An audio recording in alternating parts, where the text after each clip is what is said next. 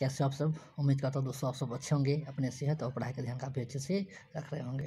तो दोस्तों मैं आज आपसे कुछ इंपॉर्टेंट पॉइंट डिस्कस करने वाला हूँ जो कि हमारे एग्जाम मीन्स कि हमारे जितने भी सोशल एग्जाम होते हैं उसमें बहुत ही इंपॉर्टेंट होते हैं। जैसे कि अगर आप किसी भी स्टेट पीसीएस का या यूपी पीसीएस का एग्जाम दे रहे हैं ना, तो वहाँ पर आपको मतलब कि पुअर्टी से रिलेटेड बहुत सारे क्वेश्चन वहाँ पर आपको पूछ लिए जाते हैं। या पुअर्टी मतलब कि पुअर्टी हमारे कंट्री का मतलब कि पर्टिकुलर कंट्री का एक सबसे बड़ी समस्या है। तो आइए आज हम आपसे पुअर्टी के बारे में डिस्कस करने वाले हैं। तो दोस्तों सबसे पहले हम आपको बताने वाले हैं कि पॉवर्टी है क्या। वैसे तो आपको पता होगा, प्लस मतलब कि इसका डिफिनेशन होता क्या है पॉवर्टी का, तो मैं आपको बताने वाला हूँ पॉवर्टी का डिफिनेशंस। पॉवर्टी मीन्स होता है कि पॉवर्टी का मतलब यही नहीं है कि आप मतलब कि किसी भी चीज़ को सर्वाइव ना कर सको। पॉवर्टी का मीन्स होता है कि एक पर्टिकुलर पर्सन जिसको प्रॉपर वे में फूड्स ना मिल सके, अगर उसको प्रॉपर वे में फूड्स नहीं मिल पा रहा है, उसको मतलब उसका गुड हेल्थ नहीं है, तो समझो वो आपका पुअर में ही काउंट होगा। ठीक, जैसे कि मान लो प्रेजेंट टाइम में अभी अगर आज हम कैलकुलेट करें आज से 300 ईयर्स बिफोर, अगर 300 ईयर्स बिफोर हम कल देखें तो जो मनुष्य थी वो लगभग आपकी जंगलों में रहती थी। और उनका भोजन क्या था? उनका भोजन था जानवरों को मारकर मीन्स कि कच्चे मांस को खाना मतलब कि कच्चे भोजन को करना। उस वक्त मतलब कि उस वक्त हमारे कंट्री में मतलब कि पर्टिकुलर हर एक रीजन में गरीबी बहुत ही अधिक थी। तो आज हम आपसे वही डिस्कस करने वाले हैं। ठीक है, अब हम आपको बता रहे हैं कि पॉवर्टी को हम लोग कैलकुलेट कैसे करते हैं। पॉवर्टी को कैलकुलेट किस बेस पे करते हैं? पॉवर्टी को हम कैलकुलेट करते हैं कि वहाँ में किसी पर्टिकुलर एरिया में या किसी भी एरिया में जहाँ पे कोई भी कम्युनिटी मत या इंसान रह रहे हो, तो वहाँ पे देखते हैं कि वहाँ पे ह्यूमन लेवल का एजुकेशन बैकग्राउंड कैसा है। अगर उनका एजुकेशन बैकग्राउंड अच्छा नहीं होगा तो वो किस में कैलकुलेट किए जाएंगे? वो आप कैलकुलेट किए जाएंगे पॉवर्टी में। ठीक, और दूसरा हम चेक करते हैं वहाँ पे हेल्थ केयर सिस्टम कैसा है। अगर हेल्थ केयर सिस्टम अगर अच्छा नहीं होगा वहाँ पे, तो वो लोग भी यहाँ पे पॉवर्टी में ही कैलकुलेट किए जाएंगे। एग्जाम्पल के तौर पे, अगर एक कोई पर्टिकुलर पर्सन हेल्थी है और एजुकेटेड है, तो क्या वह कभी गरीब रह सकता है? मीन्स कि वह कभी भी गरीब नहीं होगा। क्यों? क्योंकि उसके पास स्किल्स है और हेल्थ है। और जिस पर्टिकुलर पर्सन के पास स्किल और हेल्थ दोनों होते हैं, वो हमेशा आप जाहिर तौर पे देखेंगे वह इंसान हमेशा एक माइंड से इंटेलिजेंस पर्सन होता है। और इंटेलिजेंस पर्सन कुछ ना कुछ नए नए इन्वेजन करते रहते हैं, नए नए तरीके ढूंढते रहते हैं, उससे कुछ उनको इनकम्स हो जाते हैं। ठीक है, इसे मतलब कि इसलिए हम कैलकुलेट करते हैं अगर कोई पर्टिकुलर पर्सन के पास लो एजुकेशन है और लो हेल्थ है, तो वह पर्टिकुलर पर्सन आपका पुअर ही कहलाएगा। और दूसरा कैलकुलेट करते हैं ह्यूमन कैपिटल। ह्यूमन कैपिटल का मतलब ये होता है हमारा कि यहाँ पे मतलब कि जैसे कि आपको एग्जांपल हम दे रहे हैं कि मान लो जैसे कि यहाँ पे देखिए एक मिनट, जैसे कि अगर हमारे पास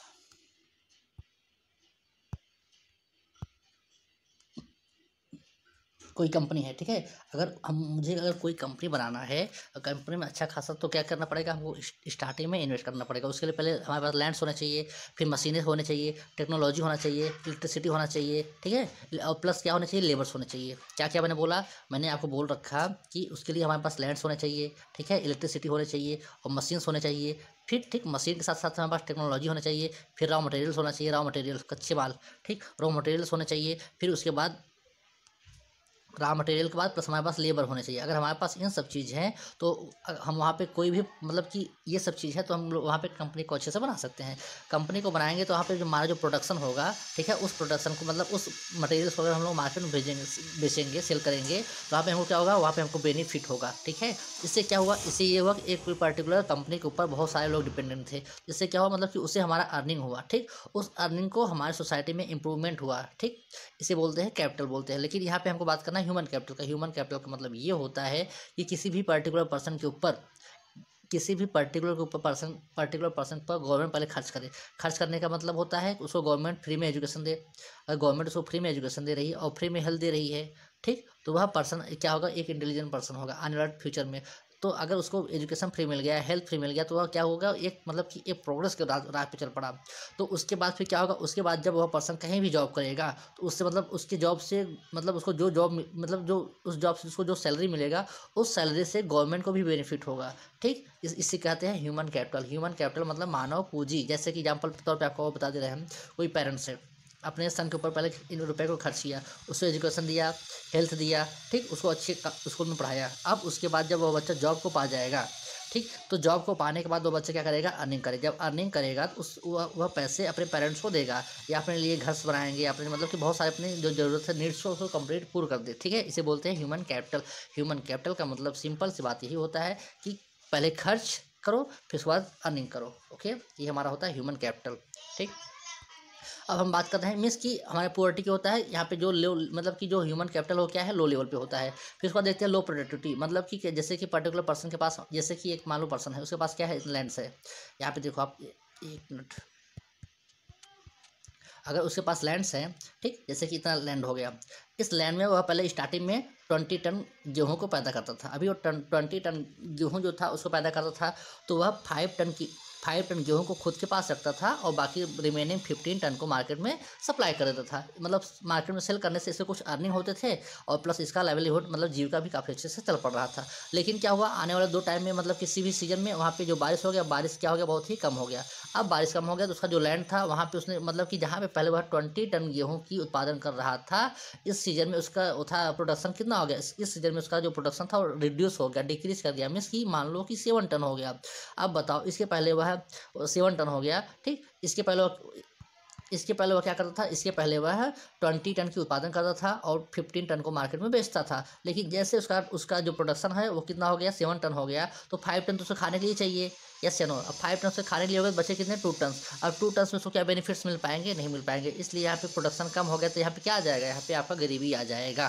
ठीक, ये हमारे पॉइंट्स हो गए। अब फिर इसके बाद आपको दूसरे पॉइंट दिखा रहे हैं, ठीक, जब अगर उसके पास प्रोडक्शन लो हो गया तो उसका इनकम क्या हो जाएगा, उसका इनकम लो हो जाएगा। तो किस में कैलकुलेट किया जाएगा, वहाँ पर कैलकुलेट किया जाएगा, उसे हम पॉवर्टी में कैलकुलेट करेंगे। ठीक, यहाँ पे देखो एक बार फिर देखना आप, लो इनकम, अगर इनकम लो है तो क्या होगा, उसका एजुकेशन भी लो होगा और हेल्थ भी लो होगा। ठीक, जब हेल्थ लो होगा तो उसका ह्यूमन कैपिटल भी क्या होगा, लो होगा। फिर उसके बाद जब ह्यूमन कैपिटल लो होगा तो उसका जो प्रोडक्शन होगा वो भी क्या होगा, लो होगा। तो ये हमारा हो गया पॉवर्टी का ग्राफ। ये आपको ग्राफ काफ़ी अच्छे से दिख रहा होगा। ठीक, low income, low level education, low level health. ठीक, मीन्स कि जब इनके ऊपर कोई इन्वेस्ट नहीं कर किया गया तो इनका जो कैपिटल्स हो क्या हो, कम हो गया। जब कैपिटल्स कम हो गया तो कोई भी उत्पादन क्या करेंगे, कम करेंगे। जब उत्पादन कम करेंगे तो इनका इनकम क्या होगा, इनका इनकम लो होगा। ये हमारा पॉवर्टी का रीजन हो गए हैं। ठीक, तो दोस्तों ये हमारा ग्राफ हो गया। अगर आपको एक ग्राफ और चाहिए तो सेम मैंने यहाँ भी ऐसे ग्राफ बना रखे हैं। आप देखो यहाँ पे क्या बोल रहा है, यहाँ पे बोल रहा है आपका, अगर किसी पर्टिकुलर पर्सन का इनकम लो है, उसका सेविंग भी लो होगा। तो भाई सिंपल सी बात है, जब उसका ऑलरेडी इनकम कम है तो उसका सेविंग भी क्या होगा, कम होगा।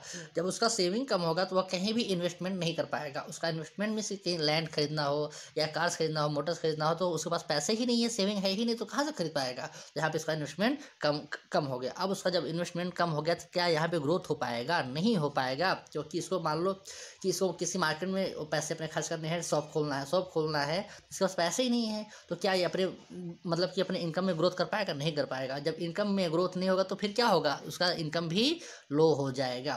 तो ये ग्राफ आपको काफ़ी अच्छे से दिख रहा होगा। यहाँ पे देखो, यहाँ पे आपको दिखा रहे हैं हम यहाँ पे इनकम कम तो वो था इन्वेस्टमेंट, सेविंग कम, और सेविंग कम तो इन्वेस्टमेंट कम। इन्वेस्टमेंट जब कम है तो इकोनॉमिक ग्रोथ भी क्या होगा, कम होगा। जब ये सब चीज़ रीजन होंगे तो वहाँ पे क्या आएगा, वहाँ पे आपका पॉवर्टी, गरीबी आएगा। ठीक, देखो भाई जैसे मैंने यहाँ पे कुछ कागज लिख दिए कारण ना, गरीबी कारण क्या होते हैं। गरीबी के कारण में आपका होता है पॉपुलेशन एक्सप्लॉइटेशन, मतलब कि पॉपुलेशन का इंक्रीज कर जाना। पर्टिकुलर कोई पर्सन है, उसके पास मान लो उसके मंथ का अर्निंग 10,000 रुपीज़ है। अगर उसका अर्निंग 10,000 रुपीज़ है और उसकी फैमिली टोटल कितने लोग हैं, 12 लोग हैं। अब 12 लोग हैं तो अब बताइए क्या यहाँ पर्सन अपने लाइफ को अच्छे से एंजॉय कर सकता है, नहीं कर सकता। क्योंकि 12 लोग एक्सपेंस 10,000 में मंथ में आज के डेट में नहीं कंप्लीट हो पाएगा। और एग्जाम्पल तो मान लो कि वह पर्टिकुलर पर्सन आपका जो है उसका मतलब इनकम अगर अभी 50,000 हो गए, कितने हो गए, 50,000 हो गए, 50,000 हो गए, प्लस उसकी फैमिली कितनी, उसकी फैमिली कितना हो गया, 4,000 हो गया। अब यहाँ पे पॉपुलेशन क्या है, कम है, और सैलरी क्या है, अधिक है। तो ये आपका अच्छे से अपने लाइफ को सर्वाइव कर पाएगा। तो यहाँ पे पॉवर्टी क्या होगा, कम होगा। लेकिन यहीं पर अगर हमारा इनकम ऑलरेडी कम है और फैमिली भी बढ़ गई, पॉपुलेशन इंक्रीज कर गया, तो क्या हो जाएगा, यहाँ पे हमारा पॉवर्टी इंक्रीज कर जाएगा। जैसे कि आप यहाँ पे देख रहे हो, किसी के पास लैंड है, ठीक है, एक पर्टिकुलर पर्सन के पास लैंड है, उसके 4 बच्चे हैं। 4 बच्चे ने क्या किया, लैंड को 4 पार्ट्स में डिवाइड कर दिया। अब 4 पार्ट्स में डिवाइड कर दिया तो यहाँ पे जो उनका प्रोडक्शन होगा वो क्या हो गया, प्रोडक्शन तो उतना है लेकिन ये क्या हो, 4 पार्ट्स में डिवाइड हो गया। अब 4 पार्ट्स में डिवाइड हो गया तो एक हिस्से में कितना बचा, 1/4 बचा। एक हिस्से में कितना बचा, 1/4 बचा। मीन्स कि जो पहले इसके फादर थे वह 4 टन गेहूँ की पैदा करते थे तो वो 4 टन उनके घर में जाता था। लेकिन अभी क्या हो गया, यह 1 टन इनके घर में आ रहा है। इनके बच्चों के 4 बच्चों के घर में कितना गेहूँ आ रहा है, 1 टन ही गेहूँ आ रहे हैं। दूसरा क्या है, लो एग्रीकल्चर प्रोडक्टिविटी, मतलब कि जो एग्रीकल्चर की प्रोडक्टिविटी हो क्या हो गया, वो हमारा कम हो गया। इसको यहाँ पे लाओ, स्क्रीन में भागेगा यहाँ पे। अब देखना, जब ये हमारा लो एग्रीकल्चर की मतलब कि हमारी जो प्रोडक्शन है वो एग्रीकल्चर में क्या हो गया, लो हो गया। लो हो गया तो जो हमारे पास रिसोर्सेज है वो क्या हो गया, कम हो गया। ठीक, मतलब कि रिसोर्सेज कम नहीं हो गया कि मतलब जैसे कोई हमारे पास रिसोर्सेज, जैसे कि एग्जांपल तो हमारे पास वाटर है। अगर हमारे पास वाटर्स हैं 100 लीटर हैं, ठीक है, और मुझे ये 2 दिन यूज़ करना है। अब 2 दिन यूज़ करना है तो मैं इन सारे सारे वाटर्स को एक ही दिन में ख़त्म कर दे रहा हूँ।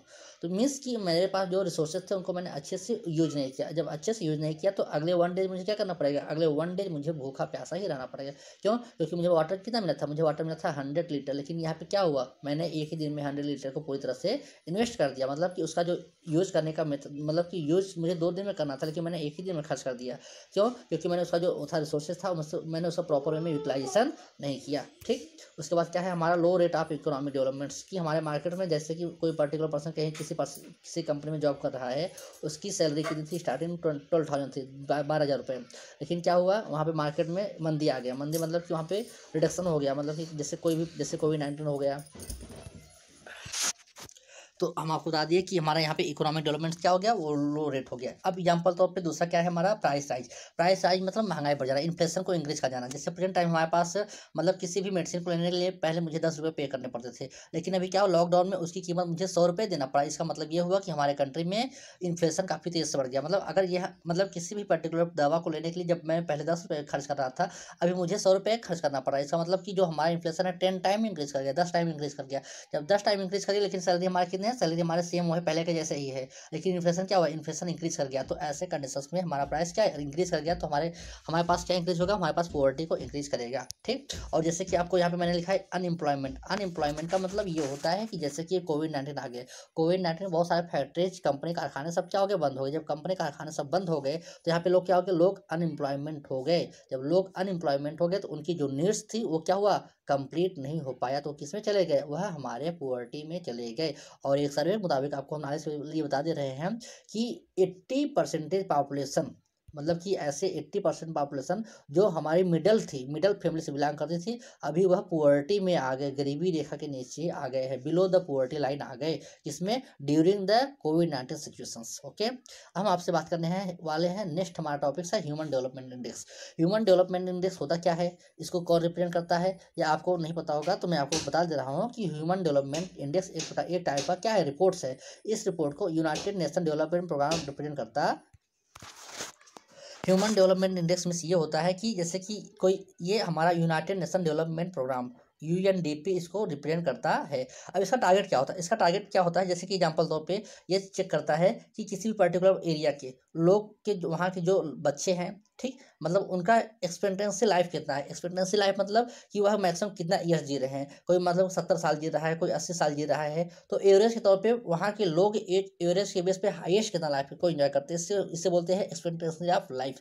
उसके बाद ये चेक करता है स्कूलिंग ऑफ ईयर, वहाँ के जो लोग हैं मतलब कि कितने साल तक स्कूल गए हैं। जैसे मान लो कोई बच्चा 10th के बाद स्कूल छोड़ देता है, कोई बच्चा 12th करता है, कोई बच्चा मतलब ग्रेजुएशन कंप्लीट करता है, कोई बच्चा आपका अपर ग्रेजुएशन मतलब पोस्ट ग्रेजुएशन करता है, तो वह चेक करता है कि वहाँ जैसे कि यहाँ का पॉपुलेशन, जैसे कि मान लो किसी भी कंट्री का पॉपुलेशन 100 है, ठीक, अब वह चेक करेगी कि यह जो 100 है इसमें से ऐसे मैक्सिमम कितने लोग हैं जिन्होंने 17 ईयर्स जिया। ठीक, मतलब 17 ईयर्स तक उन्होंने मतलब कि अपने लाइफ को एंजॉय किया, ये चेक करेगा। ठीक, और फिर चेक करेगा ऐसे कितने पर्सन है जिन्होंने मैक्सिमम डिग्री प्राप्त किया है। ठीक, जो मतलब कि अगर मैक्सिमम लोगों का एवरेज लाइफ 17 ईयर है और मैक्सिमम लोगों का जो ग्रेजुएशन हो क्या है, पोस्ट ग्रेजुएशन है, तो वहाँ का जो ह्यूमन डेवलपमेंट इंडेक्स होगा वो भी क्या काफ़ी अच्छा होगा। ठीक, जैसे एग्जाम्पल आपको बता दे रहे हैं हम, जैसे हमारा इंडिया हो गया, ठीक, इंडिया हो गया और चाइना हो गया। अब इंडिया में एक इंसान की वो था सैलरी, एवरेज लाइफ कितना है, 17 है, ठीक, 17 ईयर्स, और चाइना में कितना है, 60 ईयर्स है। ठीक, और एक एवरेज के तौर पर बता देना है कि इंडिया में मतलब कि इंडिया की 85% पॉपुलेशन ऐसा, जनता ऐसा है जो क्या है, पढ़ी लिखी है। ठीक, यहाँ पे देखना अच्छे से, जैसे कि ये हमारा इंडिया हो गया, चाइना हो गया, यहाँ पे एवरेज लाइफ कितना है, 17 ईयर्स, यहाँ पे कितना है, 16 ईयर्स है। ठीक, उसके बाद यहाँ पे मतलब यहाँ के लोग जो हैं उनका एजुकेशन कितना, उनका ग्रेजुएशन पोस्ट ग्रेजुएशन है, मतलब कि ऐसे मतलब कि काफ़ी लगभग जैसे कि 80% पॉपुलेशन हमारी ऐसी है कि जो कि ग्रेजुएशन कंप्लीट किया है, और चाइना की पॉपुलेशन मान लो 20% पॉपुलेशन उन्होंने क्या किया, ग्रेजुएशन को कंप्लीट किया। अब बताओ यहाँ पे इंडिया का लाइफ कितना है, 17, और यहाँ पे क्या है, 60, यहाँ पे इंडिया आगे निकल गया, और प्लस ग्रेजुएशन कितना कितना इंडिया पास 80%, और चाइना पास कितना 20%। तो इस बेस पे हम कह सकते हैं कि जो इंडिया का ह्यूमन डेवलपमेंट इंडेक्स है वो चाइना से क्या है, वह चाइना से बेटर है। ठीक। लेकिन ये आप तो आपको नॉलेज के लिए बता दिए, लेकिन चाइना हमसे काफ़ी ज़्यादा पैसे है। इंडिया के पास लगभग 15 ट्रिलियन, सॉरी चाइना के पास लगभग 16 ट्रिलियन डॉलर है, 16 ट्रिलियन डॉलर है। और इंडिया के पास आपके कितना है, इंडिया के पास आपका 3 ट्रिलियन डॉलर है। कितना, 3 ट्रिलियन डॉलर है। ठीक, ये सोचिए चाइना हमसे कितना आगे है। तो आपको थोड़ा सा डायग्राम दिखा दे रहे हैं हम, डायमेंशन क्या है यहाँ पे देखिए, इसको मत देखिए, डायमेंशन देखिए ये क्या है, लाइफ एक्सपेक्टेंसी, कि जन्म से लेकर के मृत्यु तक मैंने लगभग कितना लाइफ को एंजॉय कर सका। ठीक, उसके बाद क्या है हमारा स्कूलिंग ऑफ ईयर, जैसे कि एवरेज एजुकेशन लेवल क्या है, कि मैंने अपने पूरे लाइफ में कितना एजुकेशन को गेन किया। ठीक, उसके बाद फिर हमारा स्टैंडर्ड ऑफ लिविंग कैपिटा, मतलब स्टैंडर्ड ऑफ लिविंग कैपिटा मतलब कि यहाँ पे लोग कितना स्टैंडर्ड लाइफ को एंजॉय करते हैं। ठीक, ये चीज़ हमारा देता है, ये हो गया हमारा ह्यूमन डेवलपमेंट इंडेक्स हो गया। अगर आपको कोई भी डाउट्स हो तो बोलना। ठीक। अब दोस्तों ये हमारा ह्यूमन डेवलपमेंट इंडेक्स के बाद, ठीक, अब हम आपसे बात करने वाले हैं मनरेगा। मनरेगा का फुल फॉर्म क्या है, मनरेगा का फुल फॉर्म है Mahatma Gandhi national rural employment guarantee act 2005। यह एक्ट कब लाया गया था, यह एक्ट हमारा 2005 में लाया गया था। ठीक, इसका नाम क्या है, इसका टारगेट ये है, देखो इसका देखो कि गांव वाले जो क्षेत्र है, जो हमारे गांव की एरिया है, वहाँ पे लोगों को रोजगार देना, क्या देना, रोजगार देना। अगर उनको रोजगार देंगे तो वहाँ पे क्या होगा, वहाँ पे जो पोवर्टी है वो कम होगा। ठीक है, तो गवर्नमेंट गांव की जो गरीबी रेखा है, पोवर्टी, उसको कम करने के लिए गवर्नमेंट 2005 में मनरेगा को इम्प्लीमेंट किया था। ठीक, इसका फुल फॉर्म क्या है, इसका फुल फॉर्म है मनरेगा का Mahatma Gandhi national rural employment guarantee act. ठीक, 2005 का है। अब इसका टारगेट क्या है, इसका टारगेट ये है कि जो गांव के लोग हैं, जो गांव की जनता है, ठीक है, मतलब कि जो जैसे जैसे जो बेरोजगार है, जिसके पास एम्प्लॉयमेंट नहीं है, तो इस स्कीम के तहत गवर्नमेंट उनको 100 डेज के लिए क्या प्रोवाइड कराएगी, जॉब प्रोवाइड कराएगी। ठीक, 100 डेज के मतलब उनको ये पूरे ईयर्स में कितने डेज होते हैं, 365 डेज होते हैं। अगर 365 डेज होते हैं तो गवर्नमेंट टारगेट है कम से कम उनको 100 डेज, कम से कम 100 दिन उनको गवर्नमेंट जॉब दे। ठीक, यह गवर्नमेंट टारगेट होता है। अब बोलोगे कि अगर गवर्नमेंट ने जॉब न दिया तो फिर क्या होगा, अगर मीन्स कि जिस दिन आप अपने आप को मनरेगा में अपना काउंसलिंग कराया हो, उसके दिन अगर 15 दिन, 20 दिन 15 डेज, अगर 20 दिन 15 डेज अगर आपको जॉब नहीं मिला तो गवर्नमेंट आपको उसका सैलरी आपको घर पे देगा। मीन्स कि वो आपको जॉब मिले या न मिले, आपको सैलरी मिलना शुरू हो जाएगा। यह हमारा क्या है, यह हमारा मनरेगा का टारगेट है। यहाँ पे देखो दिया गया। और प्लस इसमें टारगेट ये है कि अगर मान लो किसी भी वर्क में अगर 9, मतलब कि टोटल 9 एम्प्लॉई हैं, उसमें कम से कम 1/3, 1/3 कौन होना चाहिए, 1/3 में आपका कम से कम वोमेंस होने चाहिए। कौन होना चाहिए, वोमेंस। मतलब कि 9 एम्प्लॉय में 3 आपका कौन होना चाहिए, 3 आपका वोमेन कंपलसरी है।